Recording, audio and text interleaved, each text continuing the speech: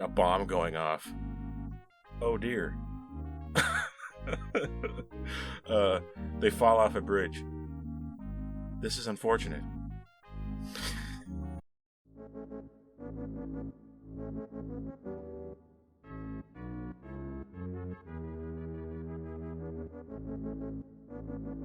My eyes! We're officially in the end stage. We're going towards the last section of Lower Decks Season 4. And, forgive me for saying it, but I'm getting a little bit, I'm going to get a little bit worried. I'm a little bit spooked about some things. Strange New World Season 3, when's that coming? Prodigy Season 2, that just moved to Netflix. So much for having Paramount Plus be the home of all Star Trek. Am I going to have to keep moving subscriptions like every year or so?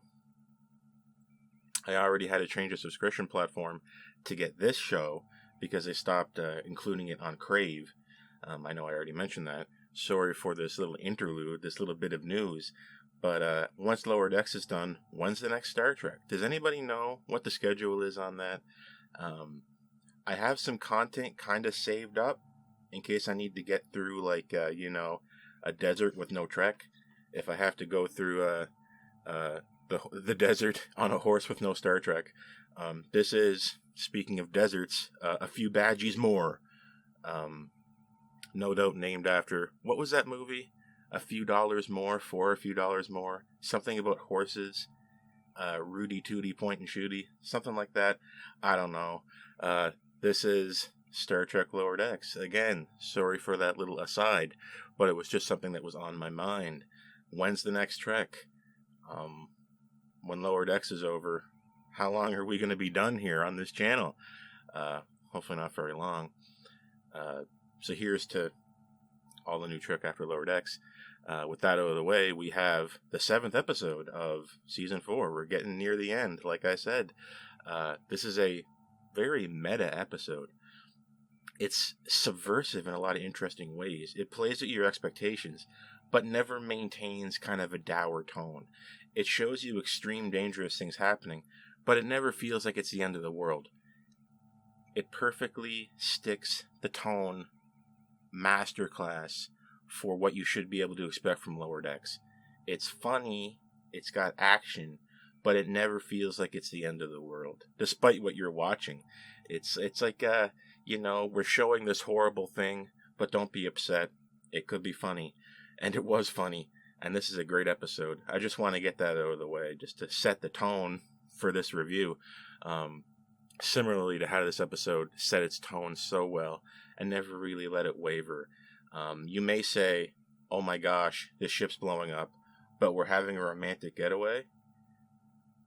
Well, I think it's kind of calling your bluff, because at no point were we really in a lot of danger. That's just my feeling from how it was written. There's the literal text and the subtext, and in the subtext, what we're experiencing here is a fun, a meta, like I said, maybe experimental episode that asks a very fundamental question that leaks into all of its subplots. It's A, it's B, what have you, and yet does not steer away from developing the plot. We get a nice little chunk that I was expecting with regards to the mysterious ship that's been plaguing us this entire season. What's going on in Few Badgeys More? Well, it's a literal title, you see. There's more Badgeys, okay? Remember that guy from, what was it, Season 1, Season 2? I can't remember when he showed up.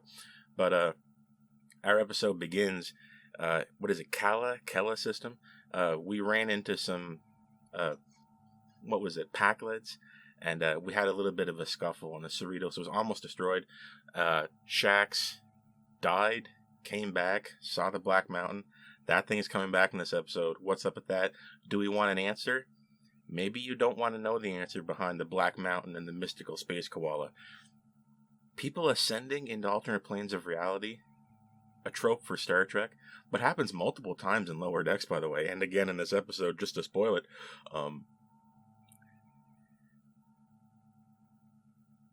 Rutherford's old prosthetic eye device was left over in this wreckage from seasons ago. It's picked up again by our perennial scavengers we keep meeting in this show, the Drookmani. Is it becoming an in-joke, these Drookmani characters? They find the wreckage here from our battle previously in Lower Decks, and they pick up the prosthetic eye, and it's got Badgey in it. The Badgey program that Rutherford had created is kind of like a training program, so of course, make it a badge. Like, why not, right? What else? It's the universal symbol. If everything beyond TOS is to be believed, but that's a whole other can of worms I don't want to get into. It uploads its brain into the Drookmani captain, tethers itself to his head. It's all very freaky. Oh, Federation tech, give me that. I want to scavenge that. Oh no, it's scavenging you. That's how Badgey gets control of this ship. This is an episode about computers, about synthetic life, about AI. What is it with New Trek and these things? This has been around since TOS, but I'm noticing a pattern with New Trek. Forgive me for that. I don't mean that in a derogatory way. It's just that I see Star Trek as classic, modern, and new. You have classic Trek, TOS movies, modern, TNG, all the way up to Enterprise, including the TNG movies, and then a weird branch off into Kelvin, and then New Trek, which is Discovery and Beyond. So it's kind of like original Berman years, and what do you want to call this, Kurtzman years? I don't know. Make it simple. New Trek has this kind of feeling that, especially with Control, with what happened in Prodigy, with what happened in Picard, in Season 3 with the whole fleet-wide control, there's something that these writers just are afraid of with regards to autonomous control, AI control, things like that. And Starfleet famously doesn't really engage in a lot of that. And they keep bringing it up now to show its foibles. And it's coming up again in this episode, full force. A real smorgasbord. Greatest hits, greatest villains. We're having a team-up episode. We got AGIMUS, we got Peanut Hamper, and we got Badgey. How lower decksy is that? We got an exocomp, what amounts to a black computer tower, and a badge that has come to life in all its menacing glory as a holographic image, supported no less by scavenged holo emitters around the Drookmani ship. We're bringing them all back, but what's interesting here is we're giving them arcs. We're taking these characters, okay, one-off villains, they were jokes. Let's complete their arc. In our A plot, we have, I'm going to call it the A plot, we have the attack on the Boimlers. And thank you for the Boimler ship. Thank you. I love a geometric kind of ugly ship. The Boimlers finally have a ship. I love that episode of TNG, like 110111101, whatever it was. Can't remember. I don't remember seeing a Boimler ship in that episode, so I'm going to go ahead and guess we didn't get a Boimler ship until now. So thank you, Lower Decks. And it's a cool looking ship. Without Eagle Moss, we never might get a model. That's kind of sad. Go watch that episode of TNG, by the way. I think it's season 1. It's not that bad, guys. Don't worry about it. Just turn it on. It's not going to bite just because it's TNG season 1. It's a fun time. It's comfy. It's no harm, no foul adventure with the Boimlers just trying to do right by their people. I'm not going to spoil it. If you need to know Boimlers, why it is, if you need to know that they don't have subtitles here, you wouldn't be able to really explain it, what they were saying. Boimlers have like kind of a section of their brain removed and replaced with a computer so they can speak to each other kind of like how modems used to sound. Remember that? Picking up the phone when the internet was on. Maybe you don't know. I don't know. But they're computing what they want to think and then like kind of modulating it into audio tone that can be demodulated in the other Boimler's brain to get across vast amounts of information. So when they're talking to each other, you can't really have subtitles for it because you would be having novels worth of text going by. Right, that's the truth. I wonder how this played for people who didn't recognize the Boimlers. Why can't we understand them? Other characters who are speaking an alien language would have little subtitles and stuff, right? Why not the Boimlers? Well, that's why, if you're wondering. I always love these binary guys.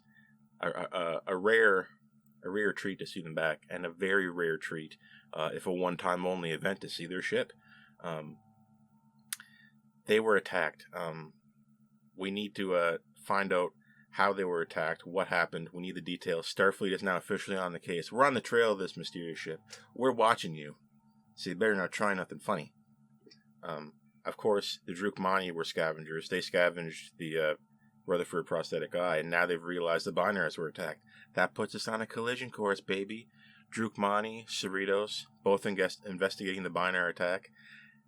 Hey, guess what? This is Star Trek. Cerritos, you're the nearest ship in range. You're not special. You're just the nearest ship in range. This is usually the Enterprise, but today it's the Cerritos. I half expected Mariner to say, oh, what else is new? We're the only ship in range. Wink, wink, nudge, nudge. So, we do meet this Drookmani ship. We can't get away from the Drookmani. It used to be the Packlids. Now it's the Drookmani.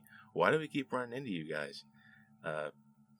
Badgey has control of their ship. Their geometric, blocky-looking cargo ship, which I thought was very cool as well.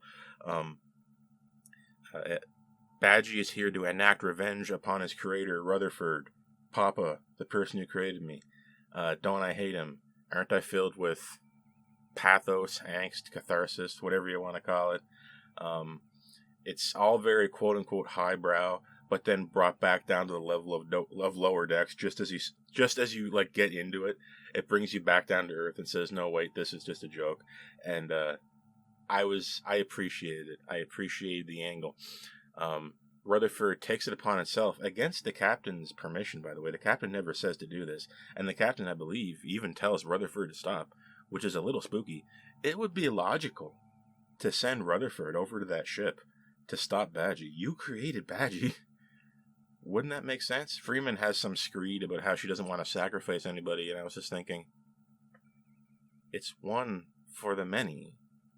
Rutherford, do you want to go? Yes? Okay, get going.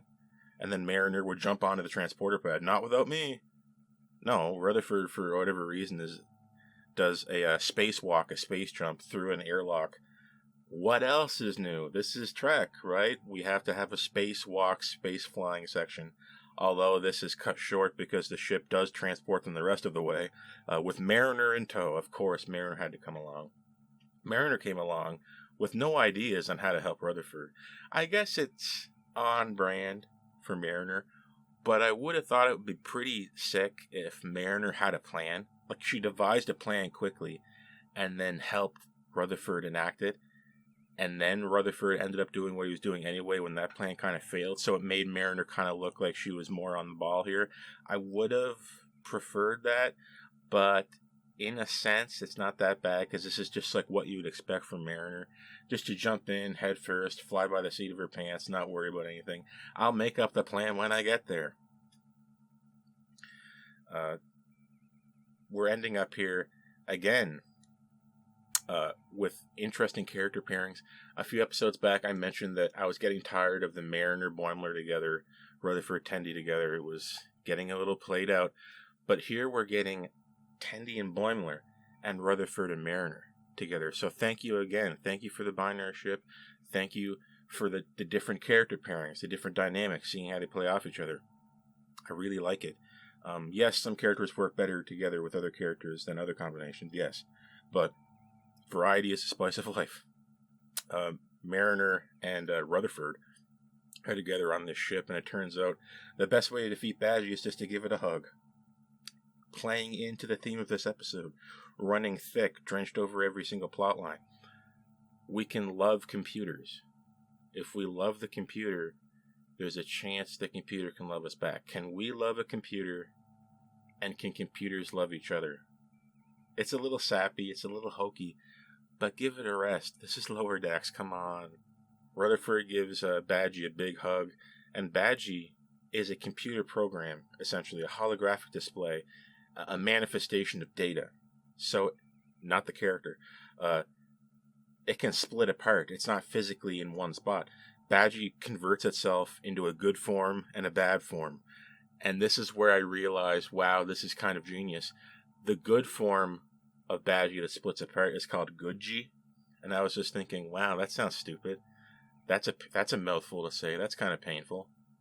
Oh wait, Badgey.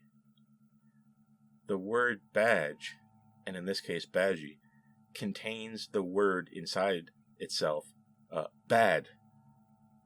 So we can switch bad to good to make a goodgie. It's just stupid enough that I liked it. So we have, oh no, Badgey is now twice as evil because we have all of its good here and all of its bad over there. What the heck are we gonna do? Badgey, the bad one, hatches this scheme to bring the ship up to a certain level of warp so that it can access subspace relays to spread its mind through the entire network to control every ship at the same time and access every bit of information to become, I don't know, omniscient to some degree. You would assume this would end up being very, very bad. Wow, it's going to destroy everything.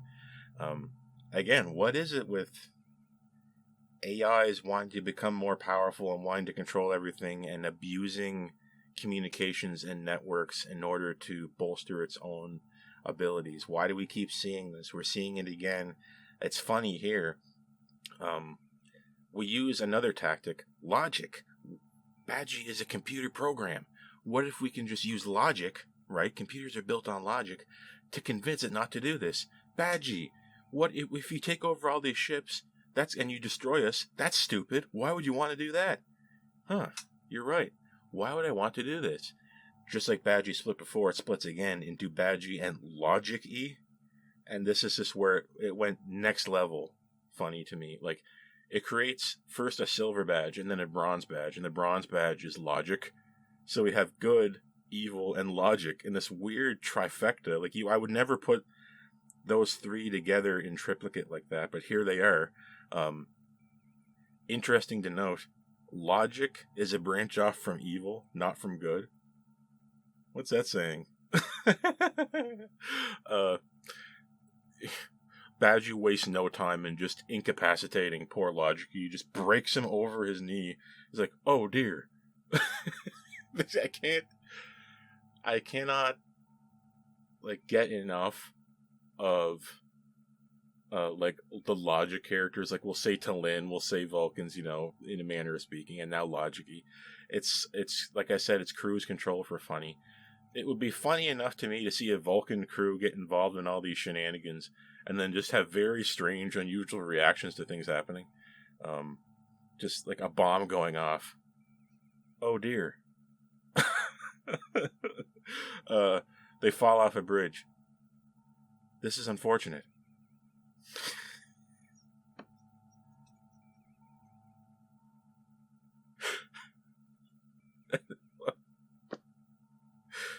So Badgey just slaughters poor Logic-Y and enacts his master plan. The Drookmani ship does indeed increase to its warp level that it's necessary to send a subspace burst, which looks freaking sick. A yellow wave that is not the Nexus at all. Goes across all these different ships. You see it go across Deep Space Nine, go across Space Dock. He becomes omniscient for a moment. I exist in the past, present, and future. Wait, now that I know everything, why would I even bother doing anything? There's nothing here left to learn. I will just ascend to another plane of existence along with the Q. And he just disappears. Good luck being everything, Badgey. Good luck. Bye-bye. It happened again. This is like at least the second time where somebody has ascended to another plane of existence in this show. So bye-bye. A cool character arc for Badgey. And guess what? We end up getting something out of the deal. We get to keep Goodgie. We're not losing. Badgey's not losing. It's win-win. How can you look this plot in the eye and say it's bad? Hey, we're having a nice arc for Badgey. He is a villain. He is redeemed. He is sent off on his merry way. And we get to keep Goodgie. And Goodgie is he's filling the role of Badgey because he is a little bit spooky. Let's be honest. And our episode ends the way it began. Perfect. Don't you love to see it? Back in our lower decks shuttle fixing area, working again on the grappler, only to be spooked out of our minds by Goodgie freezing and then you see its loading bar, and then it stops. I'm Goodgy. And then everybody just kind of gets scared and walks away. Classic. Great ending. That's our A plot. But our B plot, it's in sync. It's thematically rhyming. It's not dissonant like we sometimes would see in this show, in this season. I'm wondering if the kind of middling episodes were in the middle, and it was good, middling, good again. Are we going back up? Are we like an inverse bell like this? Are we going like that? I don't know. We'll see what happens. But AGIMUS has secret information on the binary attack.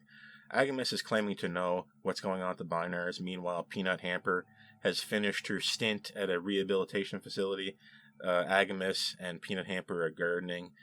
They're getting well acquainted with each other. They're becoming friends. Can love truly bloom in the Starfleet Rehabilitation Center? We'll find out.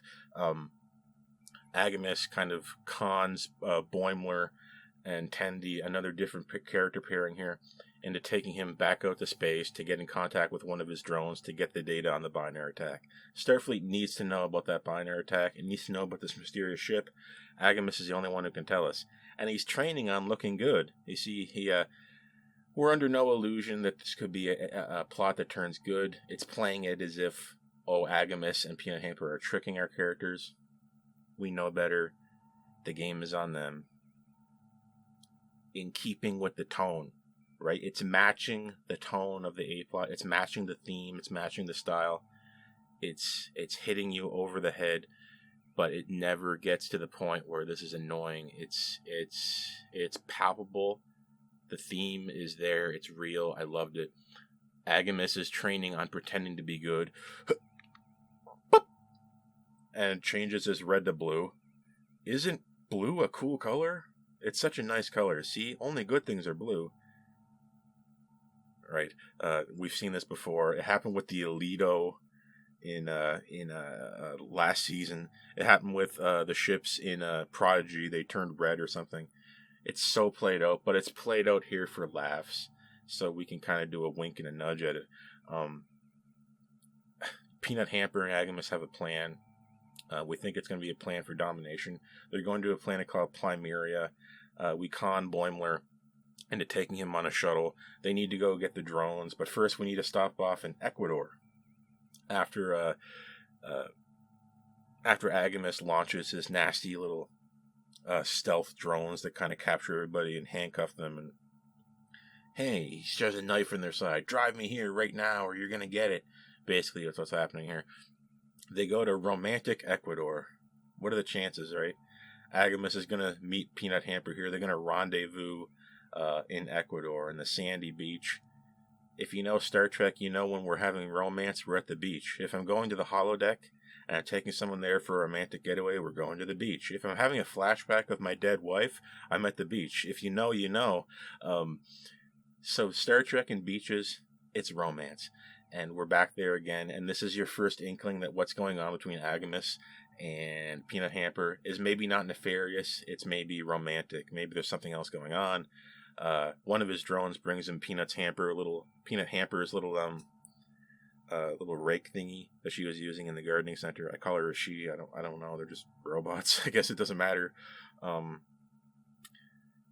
AGIMUS is like, oh, she was here. Oh, she must be in Plumeria right now. And then they get back on the shuttle, and Boimler and Tendi are not worried about this. My inkling here is that there was some kind of kill switch in AGIMUS where they could just turn him off by a command, and he didn't know. They were never really worried about it. I was never really worried events about the A-plot anyway. Nevertheless, I was engaged and I was invested. So Tendi and Boimler were just kind of having fun with it. And they went on their adventure again with AGIMUS to this other planet. AGIMUS in 2 seconds took over this entire planet because he's in Star Trek and he's a maniacal computer. And you know how they are in Star Trek. They can menace an entire planet's population in 2 seconds.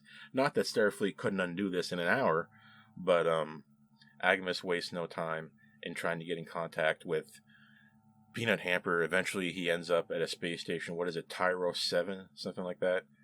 Oh, all these exocomps made to do all this menial labor. And their exocomps are just flying around cleaning things. And it turns out they all enjoy it. And it's fine. And Peanut Hamper is just the lone exception here. Peanut Hamper has different ideas about things, as does AGIMUS. They meet Peanut Hamper's dad, Kevin, or something with some. Of course, you would have some bland name like that, and Peanut Hamper's name would be Peanut Hamper. Voice acting here, by the way, is top notch. Peanut Hamper sounds so cute and so funny. AGIMUS is Jeffrey Combs, so he's perfect. And they get to meet the parents, and finally, AGIMUS's red light just accidentally turns blue. See, he was putting on a face, right? He was putting on the Starfleet face. It's a good face. He put it on one final time, and I guess it just stayed on. That's it. He's a computer, right? How do you punish him? I guess AGIMUS is good now. But because of what he did on that planet, he has to go back to the rehab center, and he has to go back to the storage center for maniacal computers. At first I was thinking, wow, it sucks having to go back there and being locked up in a little box. And then I just remembered, oh wait, these are computers.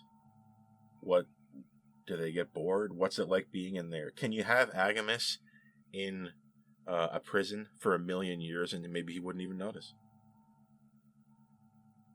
I don't know. I guess it depends on how you look at it, or how you think about it, or how you anthropomorphize that thing. Like, how do you superimpose your own feelings onto it and say, oh, we can't do that to this computer? Or do you just treat it like a computer and say, oh, well, it doesn't matter what we do to it? Like how maybe, I don't know, Pulaski would treat Data. Data is a tool. Badgey is an AI. It doesn't matter what happens to it. And yet it can ascend to another plane of existence as if it were a sentient being. Right? It makes you ask these questions. It makes you come back to it. It makes you want to rewatch and reconsider, which is what a strong episode of Star Trek does. It gets the ball rolling. It doesn't get the ball to its destination necessarily every time, but it starts the process. It starts the snowball going downhill so we can get bigger and bigger and bigger, and you can come back to it later and get a little bit more of it. It's gaining mass. It's gaining volume, like a snowball. Thematically, we're saying, okay, computers can go on an emotional journey like we can. And I couldn't help but notice these strange similarities, just to get back to our A-plot. With Badgey, we separate Badgey into good and bad. Logic is a part of the bad. He gets rid of his logic, and he ascends to another plane of mental understanding at the very least. Okay, so he failed as Kolinar, and then mind melded with V'ger, attained a new level of understanding beyond logic after he defeated it, and then disappears. Okay, so he's kind of like Deckard and Spock merged into one from as they appeared in Star Trek Motion Picture. Imagine him beating the logic. He beats Logic-E over his knee. That's failing the Kolinar. And going to another plane of existence is the V'ger merging at the end of spoilers for Star Trek The Motion Picture. I just got this vibe and I was like, wow, we're reliving this again, combining two characters together, and we're saying, can an evil, quote-unquote, AI go on that adventure too? If its creator was willing to accept it. Badgey is looking for the creator to fulfill its emotional journey. V'ger is looking for its creator. Who was its creator? Did anyone else pick that up? Am I just putting unconnected things together? Am I seeing what I want to see? Am I seeing numerous Star Trek things that repeat themselves thematically and then putting together in a formation that appears like something else from Star Trek? Doesn't it make sense that that could happen? This is the same franchise. They're just disparate things, look like they belong together. These different squares look like they fit together in this way, or this way, or this way. Is that a problem if I can get enjoyment out of it in that way? I don't think so. I think everybody could watch this and imagine whatever they want. They could take from what they want. They could love it or they could hate it. For me, I kind of loved it. Visually, this episode, I wanted more of the Boimler ship, but I'm glad it's there. I like that we got the Boimlers back in animated form. That's very cool. Badgey looked awesome. Lodgey looked awesome. Goodgy looked awesome. The way the lighting played off their bodies and how they were kind of shiny. We're definitely winning on this front. I could have used more,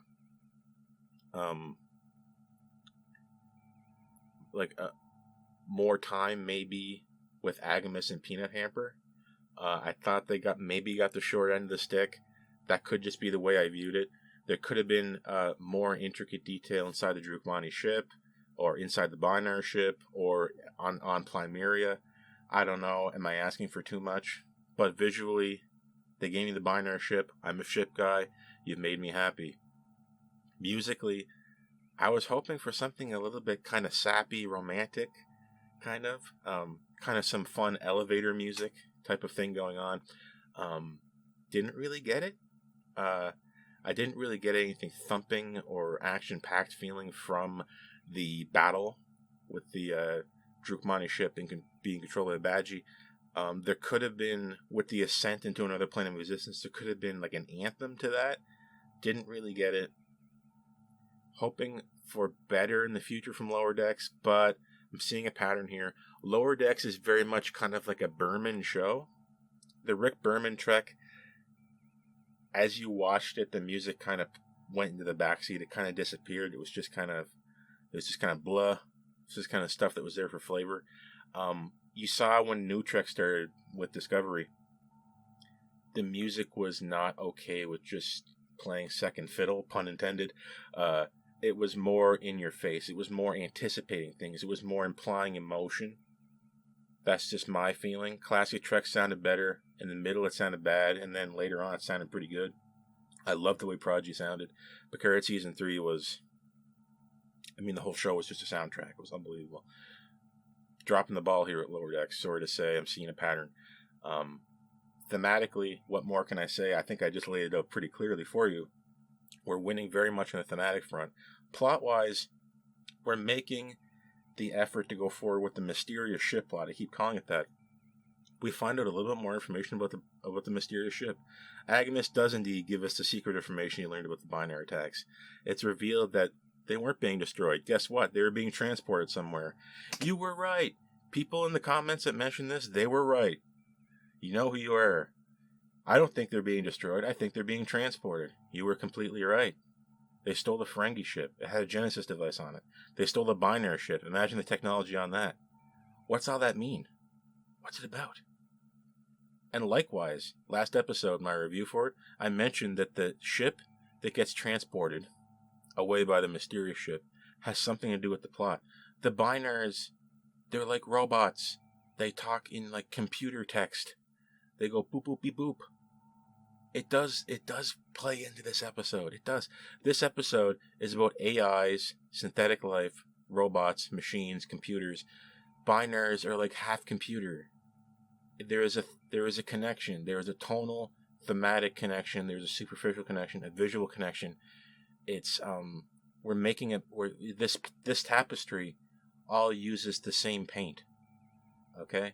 And that makes it a strong episode. Just like when you're designing a ship, industrial design principles. Repeat the same shape, repeat the same curve. Repetition is strength. This episode has it. It's funny. Its themes are on point. It's got the plot. We're learning about the overarching plot of the seasons as it is now. We're moving on every single pillar except for sound. So I can't say every cylinder is firing, but a lot of them are. And for that reason, I'm going to go ahead and give this episode a 6.5 out of 10. That's right. I liked it a lot better than the previous one. And I liked it probably just about as much as the first episode of this season, Tuvix. This is few Badgeys more. An excellent episode that I think I will be returning to. It's not perfect. Mariner's plot could have been a little better. I wish Tendi and Boimler had a little bit more of a proactive role in their plot. but we're getting the good Rutherford action. We're missing Talin, and musically, we're kind of in the blah zone, as per usual. Although the theme song for Lower Decks is still very good.